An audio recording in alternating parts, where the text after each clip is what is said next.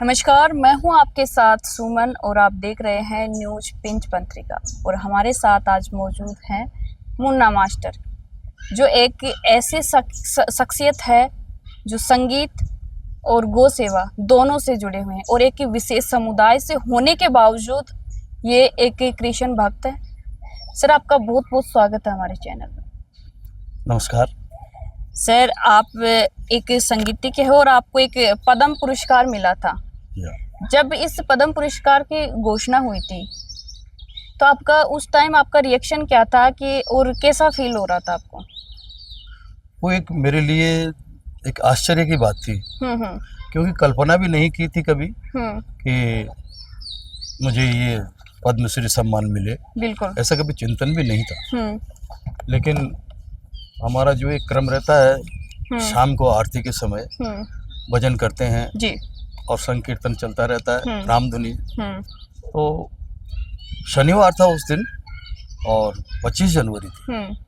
तो हम तो यहाँ बस वो हमारा सीताराम राधे श्याम जो चलता है वो कर रहे थे, गा रहे थे। अचानक हमारे कमल जी पत्रकार है, राजस्थान की पत्रिका के संवाददाता, हाँ। और हमारे सुनील जी जांगीड़ है, ये भी संवाददाता है हमारे। हाँ। तो ये दोनों आए और आकर के इन्होंने मेरे को बताया, यार हम तो समाचार में सुन रहे हैं आपकी पद्मश्री की घोषणा हुई है जी। लेकिन मैं तो अचंभित हो गया, मैं नहीं माना। हो सकता है, कोई बात नहीं। फिर कुछ देर में और लोग भी आ गए, कोई माला लेकर के आ गया, तो मैंने फिर ठाकुर जी को हाथ जोड़ा, सब आपकी कृपा है, मिल गया, मुझे तो क्या पता है। विश्वास करना ही पड़ता, सब अपने अपने आए ना। तो फिर विश्वास किया, बाकी तो मुझे बड़ा अचंभव हुआ इस बात। अच्छा, कल्पनीय था। आप जिस तरीके से बता रहे थे कि मैं सेवा कर रहा था, उसी टाइम मुझे ये बताया गया कि आपको पद्मश्री मिलेगा, तो आपकी गौ माता और भगवान कृष्ण की कृपा है आप पर। तो आपकी आध्यात्मिक और जो सनातन यात्रा है वो कैसे शुरू हुई थी? देखिए, भजन जिसका नाम ही भजन है, तो भजन है एक कर्म और क्रिया हो जाती है उसकी भक्ति। तो हमारा तो काम जो ट्रेडिशनल परंपरागत, जब पिताजी भजन गाया करते थे, हमारा प्राचीन मंदिर है श्री जुगल दरबार का, सबसे बड़ा मंदिर है, जिसमें भगवान सीताराम जी और भगवान श्री राधा कृष्ण दोनों के विग्रह स्थापित है। बहुत बड़ा उनका मेला भी लगता है 3 दिन का उसका। तो हमारा सबसे बड़ा मंदिर है। उसके अलावा हमारे रघुनाथ जी का मंदिर है, लक्ष्मीनाथ जी का मंदिर है, राम कुमार जी का मंदिर है, सब बड़े मंदिर है। तो पिताजी जो है वो जो लीला होती है, भगवत लीला के पद गाया करते थे। उसमें जो है तुलसीदास जी के रचित भजन थे, सूरदास जी के द्वारा रचित भजन थे, मीराबाई के पद थे, झूला उत्सव के पद हैं, और राम जन्म उत्सव की बधाइयाँ गाई जाती है। तो अनेक प्रकार के जो है ना वहाँ पर उत्सव में बधाई गान और भजन गाए जाते थे। तो पिताजी मेरे को जो है उंगली पकड़ करके ले जाया करते बचपन में। तो मैं उनके साथ जाता, तो मंदिर का प्रभाव तो पड़ता ही है ना। बिल्कुल। वहाँ पर एक से एक विद्वान आते थे, जिनमें संगीत के गुणीजन भी थे और साहित्य के विद्वान भी बहुत आया करते थे। तो उनसे जब मैंने वो भजन सुने, बचपन था, तो वैसे उन भजनों को मैंने आत्मसात किया। और संगीत में तो मेरे पिताजी प्रकांड थे ही, तो उन्होंने मेरे को जो है ये संगीत सिखाया। तो ये तो आध्यात्म से तो अपने आप ही जुड़ गया, क्योंकि कर्म ऐसा ही था। भजन करना ही तो आध्यात्म होता है।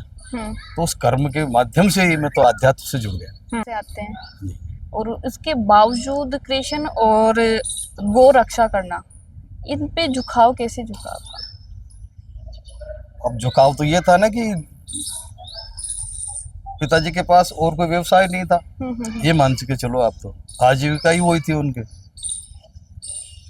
भजन करना, जो मंदिरों से जो प्रसाद मिल जाता उसी से काम चलाना, यानी आर्थिक प्रसाद ही मिलता था। ये किसी ने आपको ये नहीं कहा कि आप इस समुदाय से आते हो तो आप इस समुदाय के गीतों को, गानों को नहीं गा सकते, या झुकाव हो सकता है कि किसी ने मन में करते होंगे, ऐसा विचार रखते होंगे, लेकिन सामने किसी ने नहीं कहा, फेस टू फेस कभी नहीं कहा।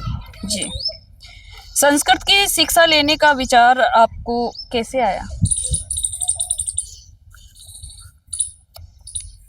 ये जब भजन गाता था ना मैं, तो कई बार उच्चारण शुद्ध नहीं होता था मेरे से, उसमें व्याकरण की अशुद्धि रहती थी। अलंकारों का पता नहीं था होता है क्या। तो पिताजी ने ये सोचा कि अगर भजन गाएगा, और उनको भी ये लगा था कि इसकी रुचि है गाने में, क्योंकि पिताजी उनको तो विद्वान तो थे, तो उनको ये पता तो लग गया कि बच्चा जो है भजनों में जो है अच्छा जो है नहीं आगे बढ़ सकता है, तरक्की कर सकता है, इसकी रुचि है। तो उन्होंने सोचा कि शुद्ध उच्चारण कब होगा कि संस्कृत पढ़ेगा तो ही इसका उच्चारण सही होगा। इस कारण से उन्होंने संस्कृत विद्यालय में मेरा प्रवेश दिलवाया। अच्छा। और प्रवेश दिलाने के साथ में आपको एक बात और बता रहा हूँ साथ, वो जो लोग कई बार यूं सोचते हैं भाई क्या है क्या, एक नाम का और आ जाता है वहाँ पर। हाँ, तो मेरा नाम उन्होंने मुन्ना रखा था, तो वो एक प्यार का नाम भी था, और वैसे ही मुन्ना मुन्ना सब मेरे को 10 वर्ष तक सब मुन्ना ही कहते थे, और कोई नाम नहीं था, घर में कोई नाम नहीं निकाला उन्होंने। तो जब मेरा एडमिशन हुआ तो डायरेक्ट 4थी क्लास में हुआ था, क्योंकि पिताजी ने पढ़ा दिया था मेरे को जो नहीं ये गिनती पहाड़ा, ये बारखड़ी बोलते थे, कक्का, इस तरह से ABCD इंग्लिश भी जानते थे पिताजी, गुजराती भाषा भी जानते थे, कई भाषाओं का ज्ञान था उनको। तो मैं गया स्कूल में, तो हमारे जिन्होंने एडमिशन मेरा किया था वो मेरे गुरु थे लल्लू लाल जी शर्मा जी। तो उन्होंने पूछा जी इसका नाम क्या है, तो उन्होंने कहा जी इसका नाम तो मुन्ना है।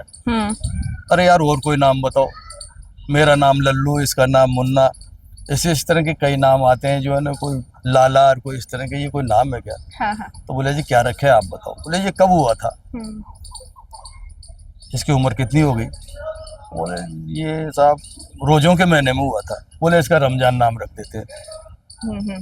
तो यही हुआ, उन्होंने रमजान नाम रख दिया हमारे गुरुजी ने। एडमिशन हो गया हमारा, चलता रहा, और यहाँ तक उस समय प्रवेशिका थी 10वीं क्लास तक, 10वीं क्लास पास की। उसके बाद में आज आपको मुन्ना मास्टर के नाम से जाना जाता है या रमजान के नाम से? मुन्ना मास्टर के नाम से जाना जाता है। उसके पीछे एक कारण रहा मेरा, वो मैं बता देता हूँ। क्योंकि जब 10वीं क्लास पास कर ली थी, फिर महापुरा कॉलेज गया, वहाँ पर उपाध्याय किया। उपाध्याय करने के बाद मैंने प्राइवेट की शास्त्री, समझे ना, क्योंकि आर्थिक स्थिति सही नहीं थी, बिल्कुल, इसलिए रेगुलर नहीं पढ़ पाए। तो उसके बाद में मेरी आर्थिक स्थिति खराब ही चली। तो हमारे आसलपुर के एक विद्वान थे सुरेश जी शर्मा, बहुत ज्योतिष के प्रकांड विद्वान जी।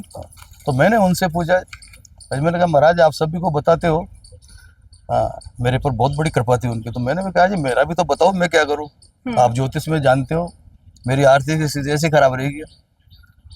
तो अच्छा, कुछ लोग मेरे को मुन्ना कहते थे, वो नाम तो उसी में डॉक्यूमेंट्स में तो रहा ना, बाकी लोग तो मेरे को मुन्ना ही कहते थे।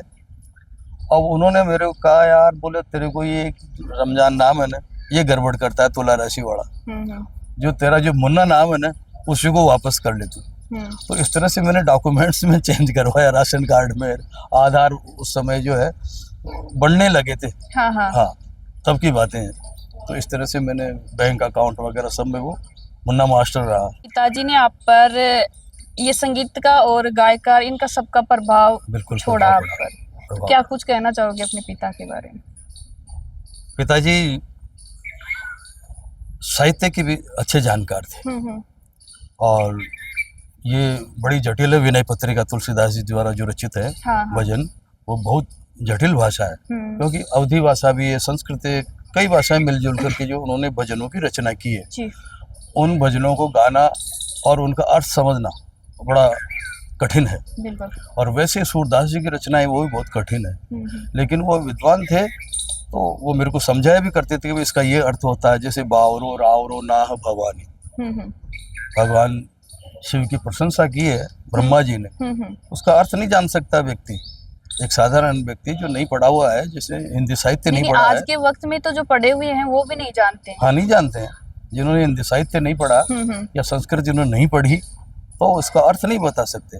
तो ऐसी ऐसी रचनाएं थी, बावरो रावरो नाह भवानी, ऐसे, तो मेरे को इसका अर्थ ही बताया करते, तो मेरी और रुचि बढ़ गई थी उसमें, है ना। तो ऐसा प्रभाव पड़ा। और संगीत के राग रागनी मुझे बचपन से जो है ना सिखाते थे, सुबह प्रातःकाल उठा करके, और शाम को फिर जो है ना याद कराना, इस तरह से जो है हमारा जी। हाँ। कठिन परिस्थितियों के बावजूद आपने अपने बच्चों को संस्कृत दिलाई, और वो मेरा क्या इंटरेस्ट प्रतिक्रिया रही? मेरा अच्छा बच्चों के लिए दिलाने में कोई प्रतिक्रिया या बगरू में तो समाज में या वैसे तो कोई रही नहीं, क्योंकि बहुत लोग पढ़ते हैं संस्कृत तो किसी भी समुदाय का हो, ऐसी कोई प्रतिक्रिया नहीं आई। आपके पुत्र फिरोज खान भी बनारस हिंदू विश्वविद्यालय में संस्कृत के विद्वान हैं, उनकी उपलब्धियों पर क्या कुछ कहना चाहोगे? उसकी उपलब्धि के ऊपर तो मैं कुछ यानी उसका वर्णन नहीं कर सकता हूँ। सही बात तो ये है, क्योंकि मैं तो ये सोचता था कि मेरी आर्थिक स्थिति खराब थी और मैं सोचता था बच्चा बनेगा कोई ना कोई इनमें से जो है एक कोई योग्य बन जाए तो अच्छी बात है। सही है। ज़्यादातर कि कोई सेकंड ग्रेड का टीचर बन जाए तो वो भी अच्छी बात है, लेकिन कुछ प्रभाव कहते हैं भगवत कृपा, जिसे आप अभी गौ माता से कृष्ण से आपने प्रारंभ किया, तो वही कृपा रही मुझ पर। सेवा करते थे या भगवान कृष्ण का गुणगान करते थे जी। तो उनकी कृपा से जो है ना वो वहाँ तक पहुँच पाया। सोचता भी नहीं था कि एक असिस्टेंट प्रोफेसर बनेगा, और वो भी फिर वहाँ बनारस हिंदू यूनिवर्सिटी में बड़ा एक जब वो उनको असिस्टेंट प्रोफेसर का पद मिला, चयन हुआ, तो एक विवाद आया था। उस मामले के बारे में कुछ कहना चाहोगे? उस समय बड़ा दुख हुआ मेरे को क्योंकि वो जब ज्वाइन किया ना और टीवी पर जब प्रसारण आया तो फिर साहब उसका विरोध हो रहा है। क्यों हो रहा था वो विरोध? वो ऐसा ही था भाई, ये मुस्लिम संप्रदाय का व्यक्ति है तो कुछ स्टूडेंट थे तो भाई हम इनसे कैसे पढ़ेंगे संस्कृत, ऐसा भाव था। तो मुझे दुख बड़ा हुआ उस समय, एक विचार भी आया। मैंने कहा यार अपनी देववाणी भाषा संस्कृत जो एक उत्कृष्ट भाषा है भारत की, वैसे तो सारी भाषाओं की जननी है, लेकिन अपन इसको जो है देववाणी बोलते हैं, तो इसका बच्चे को अपन ने अध्ययन कराया। क्योंकि मुझे पता है, मैंने रघुवंश पढ़ा, कुमार संभवम पढ़ा, मालविकाग्नि मंत्रम, मेघदूत, कई संस्कृत ग्रंथ मैंने पढ़े, तो मेरी रुचि थी। तो मुझे पता था कि ये बच्चे अपने जो है ना भारत को तभी जानेंगे संस्कृत पढ़ेंगे, क्योंकि सारा भारत संस्कृत भाषा में तो समाहित है, बाकी तो पता नहीं चलता है भारत क्या है। तो इस प्रकार ये सोच करके मैंने उसको संस्कृत का अध्ययन करवाया। और जब विरोध हुआ तो मुझे ये लगा कि ये इस बच्चे को कोई अपन को पिंचर निकालना सिखा देते हैं तो अपना जो अपमान तो नहीं होता कम से कम। ऐसा विचार आया मुझे उस समय। तो लोगों की क्या प्रतिक्रिया थी आपके समुदाय की कि एक संस्कृत में असिस्टेंट प्रोफेसर गया है, फिर भी आज ऐसा हो रहा? अब हमारे समाज वाले तो क्या है कि न तो इतना ध्यान देते हैं भाई कोई इनमें से कोई इस परिवार में से कोई प्रोफेसर बना है, क्या बना है नहीं बना है, उनको तो कोई मतलब भी नहीं है। तो उनको ये बताया नहीं मेरे को पद्मश्री मिला, तो उनको ये पता नहीं पद्मश्री क्या मिल गया होगा, अपने को क्या मतलब। क्या आपको पूर्वाग्रहों का सामना करना पड़ा? आपने उनसे कैसे निपटा? नहीं, ऐसी कोई बात सामने नहीं आई अभी तक, क्योंकि सामने कोई कहता भी नहीं है ना। मैंने पहले कहा था कि ऐसे विचार रखते तो है, वो तो दिख जाता है, चेहरे पे झलक जाता है बिल्कुल वो इसका क्या भाव है, लेकिन वो सामने नहीं कहते। आपके अनुसार संगीत और भक्ति समाज को जोड़ने में कितनी बड़ी भूमिका निभाती है? देखिए, संगीत ये स्थान का भेद होता है, हर चीज़ का स्थान एक ही। संगीत एक तो हम भगवान के लिए मंदिर में गाते हैं या भजन गाते हैं। ये भजन तो हम गाएंगे तो कहाँ गाएंगे, या मंदिरों में गाएंगे या कोई जागरण होगा, है ना, यानी उसके लिए तो देव स्थान होना जरूरी है। हाँ, वही भजन गाए जाते हैं। इसके अलावा एक स्थान चेंज हो जाता है इसका, जैसे फिल्मों में गीत गा रहे हैं, उसका स्तर अलग है बिल्कुल। और एक में कुछ नहीं कहूँगा, तवाइफों में संगीत चलता है बिल्कुल, उसका स्तर अलग होता है। तो उससे व्यक्ति अध्यात्म से नहीं जुड़ पाएगा, भक्ति से नहीं जुड़ेगा। अगर कोई तवाइफ में संगीत बजा रहा है या गा रहा है तो वो अध्यात्म से नहीं जुड़ेगा, पतन की ओर।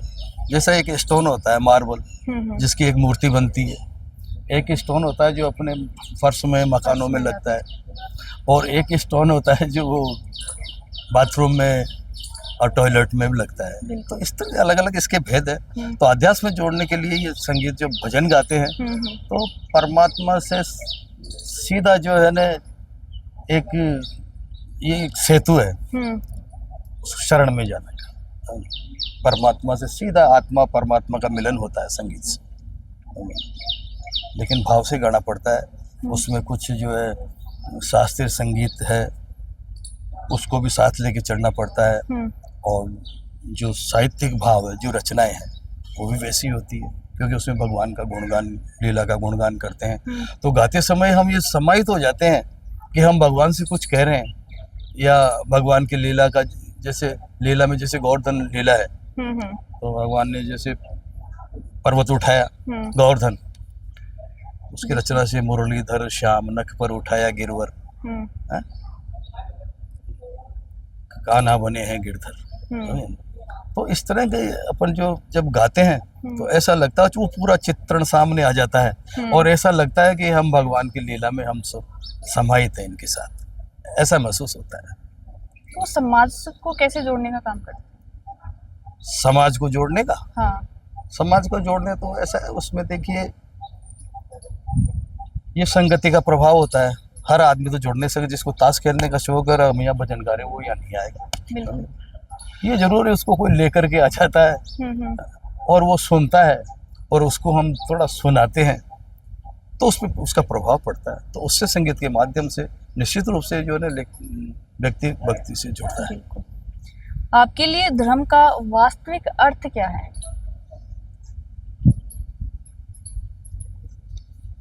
धर्म